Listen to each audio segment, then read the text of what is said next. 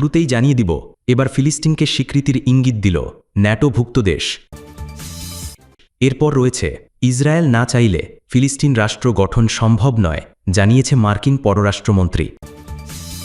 এবার ফিলিস্তিনকে স্বীকৃতির ইঙ্গিত দিল ন্যাটোভুক্ত দেশ। এবার ফিলিস্তিনকে স্বীকৃতি দেওয়ার ইঙ্গিত দিয়েছে ন্যাটোভুক্ত একটি দেশ। আমেরিকার নেতৃত্বাধীন সামরিক এই জোটে অপেক্ষাকৃত নতুন সদস্য হলেও দেশটির এমন ইঙ্গিতে হইচই পড়ে গেছে। ফিনল্যান্ড বলছে তারা ফিলিস্তিনকে স্বীকৃতি দিতে প্রস্তুত রয়েছে, প্রয়োজন শুধু আনুষ্ঠানিক প্রস্তাবের। বৃহস্পতিবার একথা জানিয়েছেন ন্যাটোর সদস্য রাষ্ট্র ফিনল্যান্ডের প্রেসিডেন্ট আলেকজান্ডার স্টাব। ফিনল্যান্ডের সংবিধান অনুযায়ী কোনো দেশকে স্বীকৃতি দেওয়া হবে কিনা তা সিদ্ধান্ত নেন প্রেসিডেন্ট।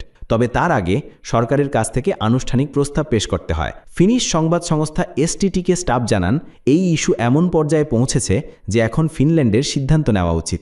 2023 সালের অক্টোবর থেকেই কঠিন এই প্রশ্ন নিয়ে নিজেদের মধ্যে আলোচনা করছে ফিনল্যান্ড। স্টাবের ভাষায়, এখন পরিস্থিতি এমন পর্যায়ে পৌঁছেছে তাতে আমি মনে করি ফিনল্যান্ডের অবশ্যই সিদ্ধান্ত গ্রহণ করা উচিত। কোনো শর্ত বা শর্ত ছাড়া যদি সরকার কোনো প্রস্তাব দেয় তাহলে তাৎক্ষণিক তা গ্রহণ করতে রাজি আছেন বলেও জানান স্টাব।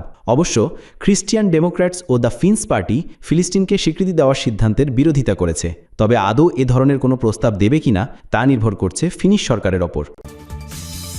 ইসরায়েল না চাইলে ফিলিস্তিন রাষ্ট্র গঠন সম্ভব নয়, জানিয়েছে মার্কিন পররাষ্ট্রমন্ত্রী। ফিলিস্তিনকে রাষ্ট্র হিসেবে স্বীকৃতি দেওয়ার পশ্চিমা দেশগুলোর সাম্প্রতিক সিদ্ধান্তকে অপ্রাসঙ্গিক বলে মন্তব্য করেছেন মার্কিন পররাষ্ট্রমন্ত্রী মার্কো রুবিও। বৃহস্পতিবার ফক্স রেডিওকে দেওয়া এক সাক্ষাৎকারে তিনি বলেন, এ দেশগুলোর কারোরই ফিলিস্তিন রাষ্ট্র গঠনের ক্ষমতা নেই।